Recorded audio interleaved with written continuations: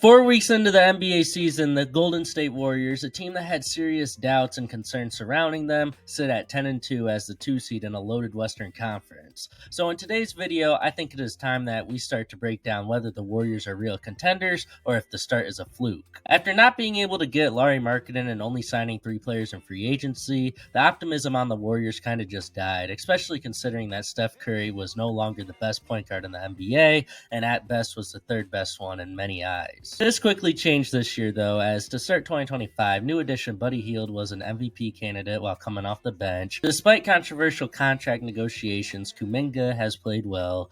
Andrew Wiggins has looked better than he has at any point the last 2 seasons. Draymond, until this week, has not been a menace.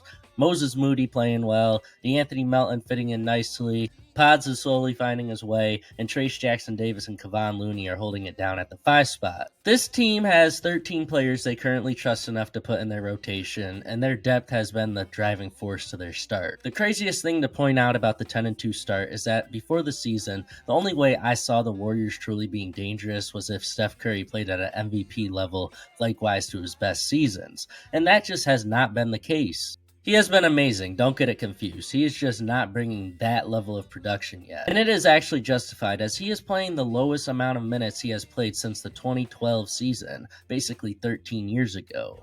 Curry is averaging 23, 5, and 6 in 29 minutes a game. And again, he is playing only 29 minutes a game. Every game has 48 minutes. The Warriors teams of the past have been horrific with Curry off the court and have historically lost the minutes he does not play. But as of right now, Steve Kerr can afford to rest him as the team is winning the non-Curry minutes. If this sustains, the Warriors are without a doubt a serious threat to win 1 or 2 playoff series. But the question is whether or not the team is a contender. And despite everything I am seeing with their depth, defense, and the fact that Curry against the 1 seed this week went off for 36, 7, and 5, and against the reigning Western Conference champions went for 37, 6, and 9, I believe that they still have one big issue, and it simply is who can they look to take the pressure off of Curry down the stretch consistently. The performances from the role players have been amazing, like I said, but when it comes down to it, they are going to need another big shot maker and creator to help finish games. They don't need a Jimmy Butler, Giannis, or even a Brandon Ingram. They just need someone who can consistently make and create shots down the stretch. If you look at all the depth and scores they have, there is no real guy that can do that. Buddy Hield is an off-the-ball player, Wiggins and Kuminga are inconsistent, and everyone else is a role player that can hit shots but not create them. In 2022 when they won, that player was Jordan Poole, and now they must search for that final piece. As for recommendations or players they should look at, I honestly don't know given the financial restrictions, but one thing I do know is that if they can get a player that can provide shot making and creation, they are serious contenders. As for now though, I'm hesitant to put them there, although their start has been amazing, and I am never going to bet against a Steph Curry led team. This video was posted on Monday, November 18th at 3 p.m., so it is obviously another episode of In Case You Missed It, the weekly recap on this channel. So let's talk about the other things that happened this week. This week was insane given the performances we saw, so we are going to highlight the insane scoring clips we saw this week. I doubt this is all of them, so forgive me if I forget some players, but Cam Thomas went for 43 at MSG. Kyrie went for 43 points while missing only 5 shots. Jokic has been averaging a triple-double, but his 37, 18, and 15 game this week was still insane. Benedict Mathurin dropped 38. AD, the top 3 MVP candidate, had 40 this week. Same with Tyler Hero, as Hero went for 45 and 8. LeBron James averaged a triple-double for the majority of the week. Giannis played out of his mind this week as he had a game where he went for 43, 13, and 5, followed up by a game of 59, 14, and 7. Yes, you heard both of those stat lines right. Get Giannis some help ASAP. Cat had 46. SGA went off for 45 points and 9 assists in a matchup he takes personally as it was against the Clippers. De'Aaron Fox dropped 60 in an overtime loss and followed it up with a 49-point and 9-assist game the very next night.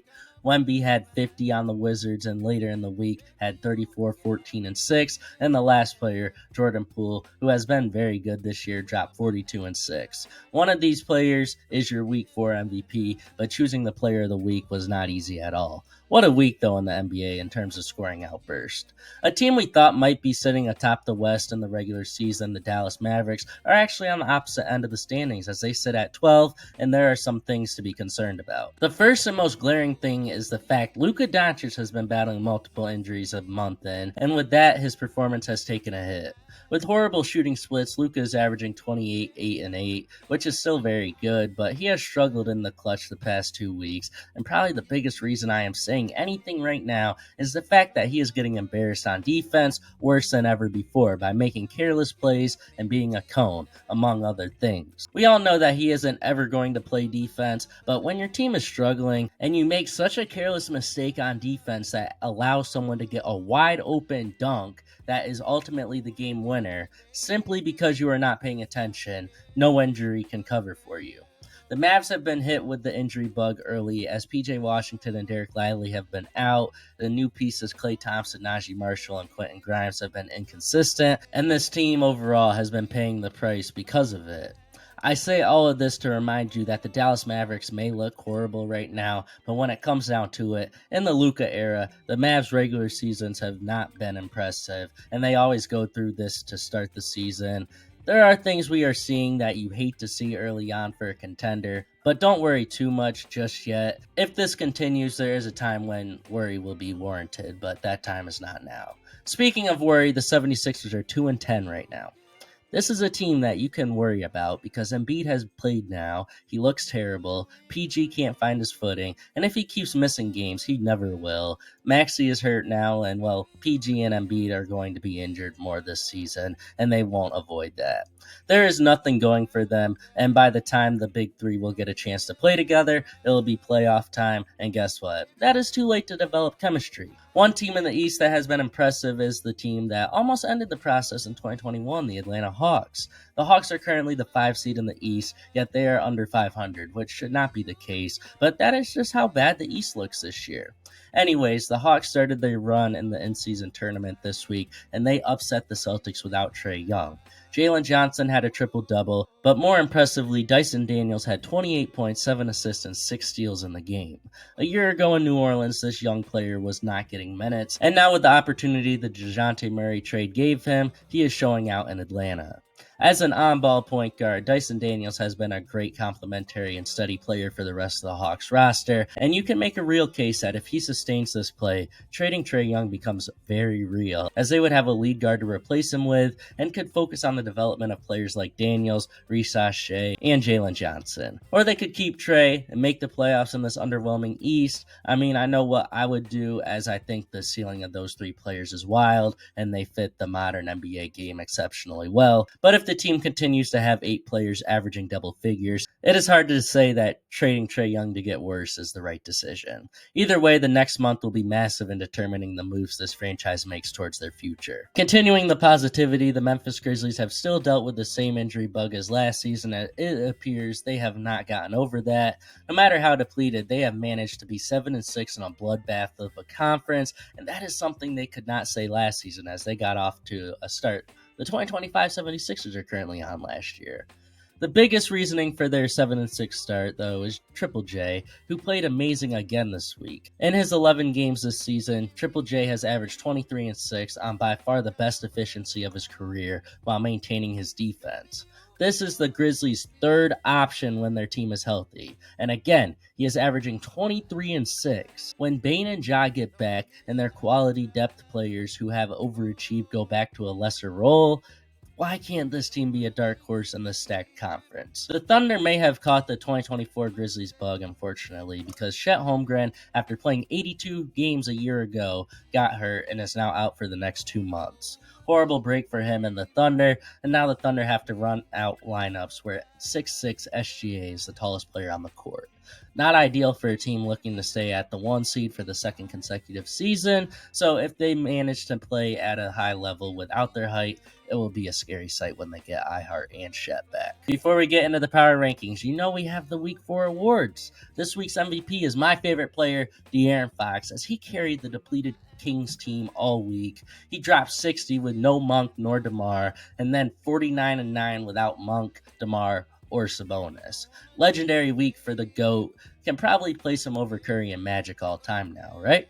Joel Embiid returned from injury this week and was disappointing, so he is your disappointment of the week. You could say it is unfair that he gets this because of his health, but considering his off-the-court shenanigans that made me want to give him this while he was out for the past 2 weeks, I think I can justify this right now. Your surprise player of the week is Jared McCain, who was cooking all week and took a commanding lead in the Rookie of the Year race. The team of the week is the Orlando Magic, who just went 4-0 without Paolo. It may not be pretty, but they have been handling business without their MVP, and they need some recognition for it. And the worst team of the week is my favorite team, the Phoenix Suns. We proved that KD is backpacking us, and he is pushing 40.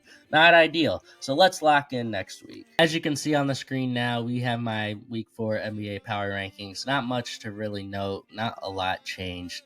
The Knicks, Mavericks, and Timberwolves did drop a little bit. They've just been really inconsistent. But the Lakers are back in the top 5, and the Warriors are at 2, and the 76ers are at 27. After a month in, we got a pretty good idea on what teams are going to be buyers and sellers at the trade deadline, but we need to break down the top 25 players that could be moved. So click on that video on the screen if you want to see the top 25 players that could be available and moved at this year's deadline.